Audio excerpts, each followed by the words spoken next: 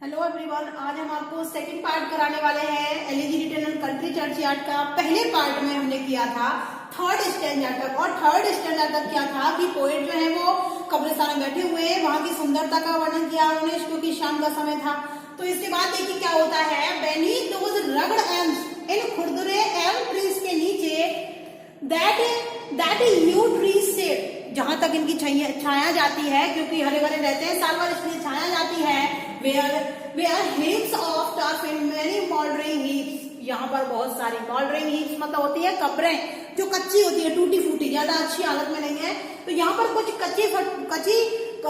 टूटी फूटी कब्रें हैं। each in his narrow sense forever lived, इनमें से इन कब्रों में, इनमें से हर कब्र में कोई ना कोई लेटा हुआ है। अब ये तो हमने पहले ही बता दिया था कि उन कब्रों में गरीब आदमी थे, कोई अमीर नहीं था।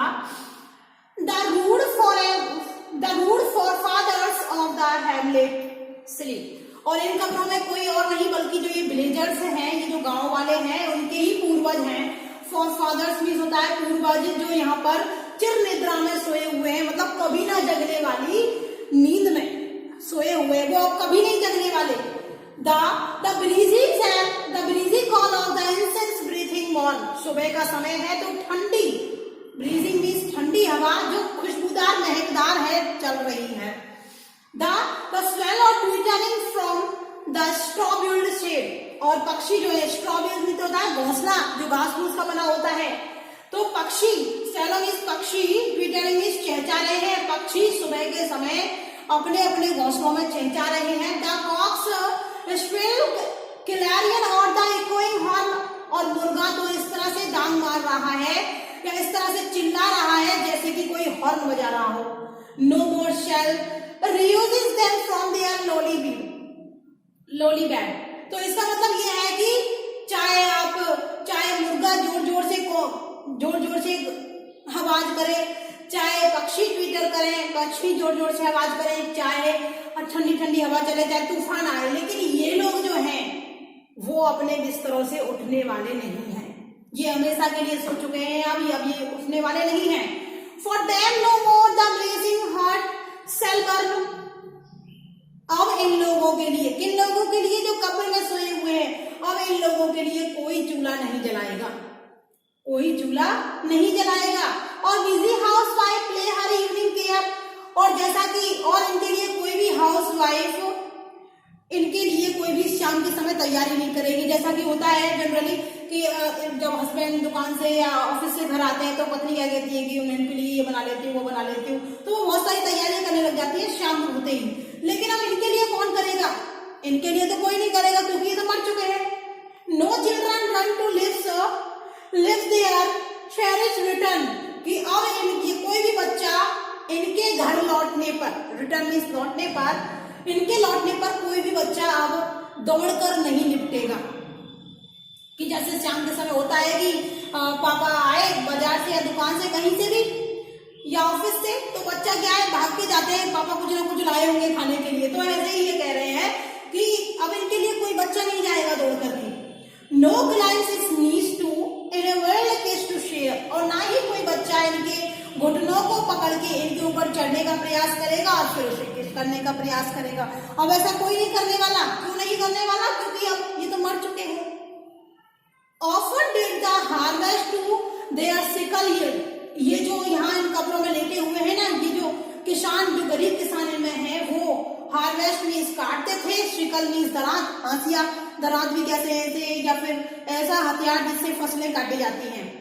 इसलिए एक कृषि का जो हार्वेस्टिंग हथियार है जिससे कृषि काटी जाती है, खेती काटी जाते हैं। तो देखिए, तो ये जो किसान है वो अक्सर, ऑफन मीन्स अक्सर होता है, अक्सर वो क्या है कि झुक करके सिकल से फसलें काट लेते, तो फसलें काटते थे। their furrow often the stubborn glory has broken, इनके हल से, फौरन मीन्स होता है हल, इनके हल से अक्सर जो कठोर जमीन है, स्ट्रोवन मीन्स कठोर और ग्लेवी मीन्स जमीन है, वो टूट जाती थी और एक लंबी लाइन सी बन जाती थी। जैसे कि खेत की जुताई करने समय होता है कि उसमें हल चलाते हैं तो पीछे लाइन सी बन जाती है, ऐसी ही लाइन ये बना देते थे अपने हाथ से चला करके हल को। आज की तरह नहीं कि बस ट्रैक्टर चलवाया और हो गया काम, नहीं, ये हाथ से चलाते थे। How jocund they drive their team afield, और जब वो दिन भर थक हार करके जब शाम को घर लौटते थे तो बड़े खुश होते थे। ड्राइव मीन्स लौट कर आना, जब वो ड्राइव करके वापस लौट कर आते थे अपनी टीम के साथ तो बड़े खुश होते थे कि आज हमने दिन में अच्छा काम किया। How boat the board beneath their starting stroke, कि स्ट्रोक मीन्स प्रहार, एक ही झटके से, कि वो इतना वो अपनी कुल्हाड़ी से ऐसा जोर से स्ट्रोक करते थे कि एक ही बार में वुड जो है, लकड़ी जो है, जो पेड़ है वो कट जाता था। Thank you.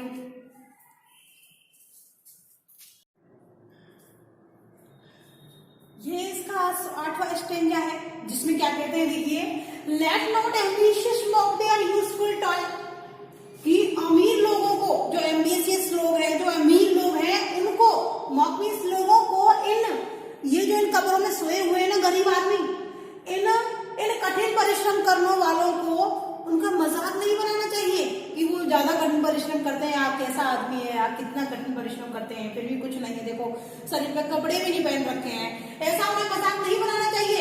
There homely choice and destiny obscure, ना तो उनके घर का मजाक बनाना चाहिए, होमली मीन्स घर का, और ना ही उनकी किस्मत का, डेस्टिनी मीन्स किस्मत होती है कि जिसमें काम करना लिखा है, ना ही उनकी किस्मत का मजाक बनाना चाहिए जिसमें काम करना लिखा है।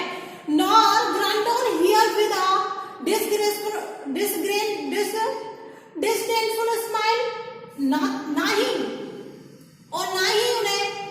उन्हें उन गरीब आदमियों को देख करके जो कठिन परिश्रम करते हैं, उन्हें देख करके डिस्डेनफुल स्माइल देनी चाहिए, यानी कि घृणा भरी स्माइल देनी चाहिए। The short and simple announce of the poor, ये जो गरीब लोग हैं इनकी जो जिंदगी है वो शॉर्ट एंड सिंपल है, कहानी के एक किस्से की तरह, कि कहानी में छोटा सा हिस्सा है कि हाँ भाई ये भी लोग थे इस दुनिया में, उस राज्य में, और वो वैसे थे और उन्हें वहां पर दफना दिया गया, बिल्कुल एक छोटे से हिस्से की तरह है।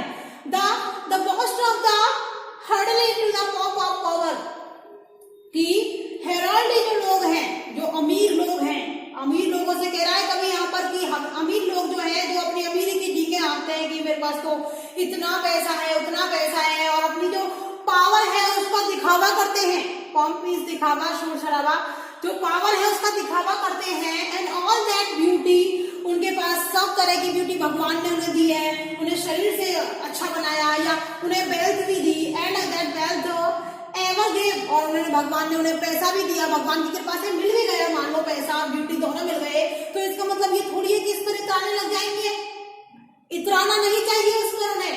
Awaits like the invisible hours, की मृत्यु जो है वो हर घंटे उनका इंतजार कर रही है। भाई मौत तो सबको आनी है, मेरा भी इंतजार कर रही होगी मौत, कभी ना कभी तो मुझे भी आएगी, आपको भी आएगी, सबको आएगी मौत, तो उन अमीर लोगों को भी आएगी कि भगवान की कृपा से तुम्हें जो मिला है पैसा, रुपया, धन, या तुम्हें जो ब्यूटी मिली है उसको ऐसे बर्बाद क्यों करते हो, उसको इतना क्यों इतराते हो, एक ना एक दिन सबको मिट्टी में मिल रहा है, इन्हीं कब्रों में जाना है, फिर मरने के बाद चाहे उस कब्र पे मकबरा बने या कोई अच्छी कब्र बने, या फिर ऐसे ही दफना दिया जाए गरीब लोगों की तरह, तो उससे कोई फर्क नहीं पड़ता। The path of glory but the grave, कि जो पाथ ऑफ ग्लोरी है ना अमीर लोगों का, ये भी उन्हें कहां तक ले जाएगी, कब्र तक ले जाएगी। भाई जाना तो आगे वही है, कहीं ऐसा थोड़ी है आदमी जिंदा ही रहेगा, कभी ना कभी तो मरेगा, 10, 12, 20, 50, 100 कभी तो मरेगा, 110, 120, इससे ज्यादा तो होती नहीं है इंसान की उम्र,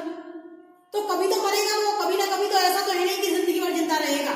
nor you ye proud impute the these the fault, कि ये जो अमीर लोग है ना, यू मतलब तुम, कौन से कह रहा है वो कह रहा है अमीर लोगों से कि तुम मेरी बात सुनो, तुम जो ये घमंड करते हो ना अपने पैसों पर, या फिर इस पर घमंड करते हो कि ये गरीब लोग हैं मैं अमीर हूं, तो और तुम गरीबों में जो कमियां निकालते हो वो सब बंद कर दो।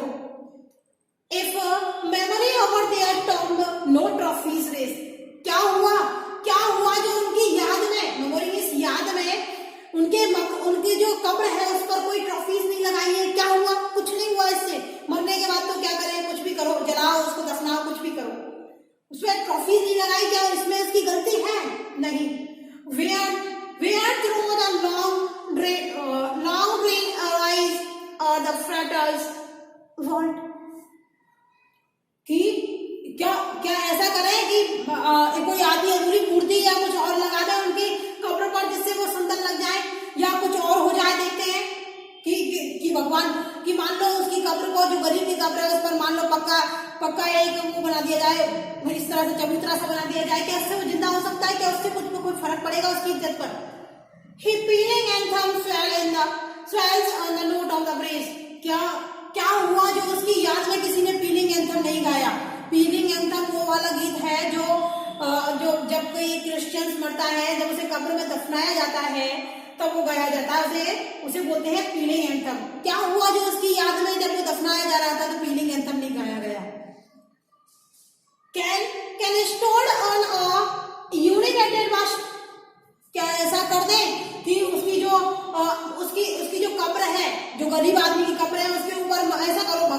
यहाँ पर जो है कभी वो प्रश्न पूछ रहा है, क्वेश्चन कर रहा है अमीर लोगों से कि ऐसा करते हैं कि मान लो मैं उसकी जो कब्र है उस पर बहुत ही सुंदर फैंसी दिखने वाला कलश लगा दूं। एक अर्नमीस होता है कलश, जो बहुत ही जिसमें चित्रकारी करती हूँ, एनिमेटेड बस्ट, और मैं उस पर एक सुंदर सी मूर्ति लगवा देता हूँ। ऐसा करता हूँ।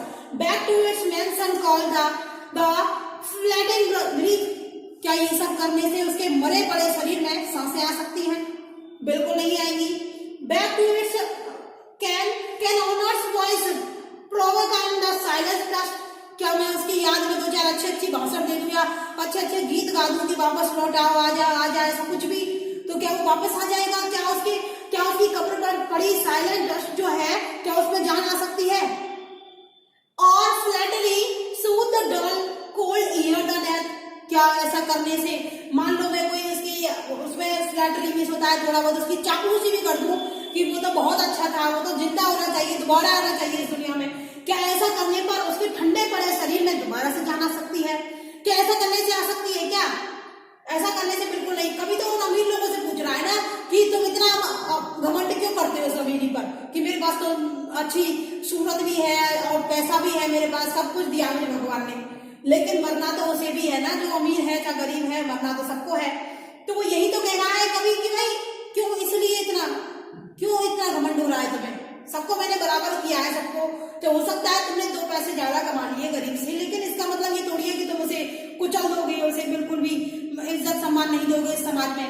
और इसके बाद बचा कुचा जो भी है जो नेक्स्ट वीडियो में देंगे।